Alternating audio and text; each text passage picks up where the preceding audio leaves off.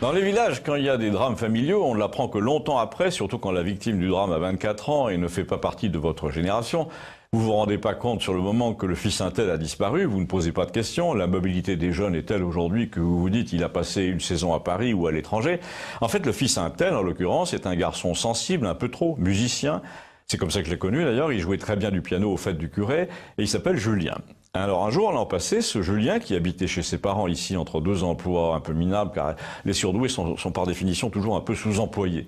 Ce Julien se dispute avec son père verbalement, mais violemment. Pour clore la discussion, il plante le couteau à pain dans la miche sur la table après l'avoir brandi, mais comme ça, me dit-il, comme on aurait brandi un stylo. Et puis il monte dans sa chambre, et le lendemain, 5 policiers le cueillent au saut du lit parce que ses parents ont réclamé son placement sous contrainte en hôpital psychiatrique. Alors il vient de me raconter son parcours au bar, il y tenait, j'ai bien compris qu'il voulait que j'en parle ici, et c'est ce que je fais, parce que c'est quand même absolument effarant.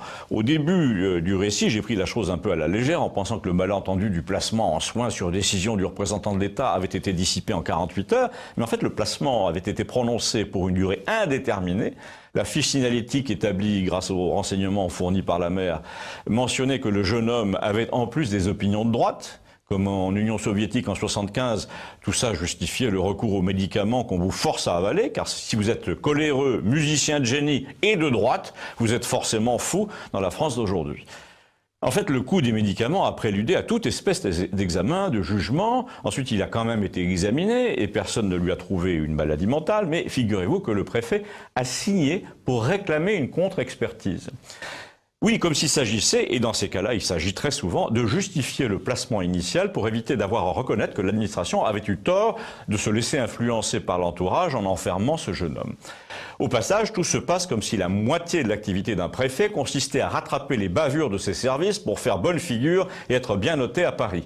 Regardez ce qui se passe pour les permis de construire, de démolir, de défricher, c'est pareil et c'est consternant. La puissance publique ne contrôle plus rien, elle avalise tout.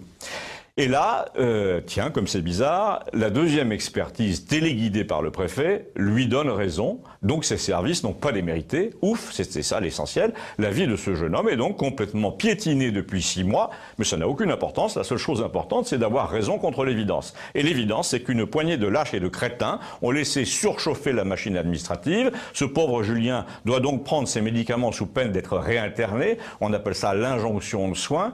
Le résultat, c'est qu'il prend 15 kilos et qu'il est au bord du suicide. Alors à la fin de 2016, il demande une 3e expertise qui lui est entièrement favorable. Le psychiatre s'excuserait presque pour la sottise de son prédécesseur, mais le mal est fait.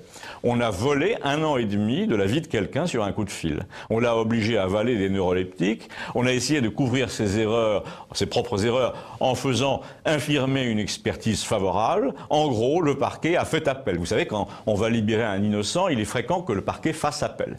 Eh bien, l'autorité préfectorale, c'est pareil. Elle dispose de toute une batterie d'instruments contre la vérité, contre la bonne foi. Elle se couvre en permanence. Et si la chose doit se traduire par la destruction de quelqu'un, l'important, c'est de ne pas détruire la puissance de l'État.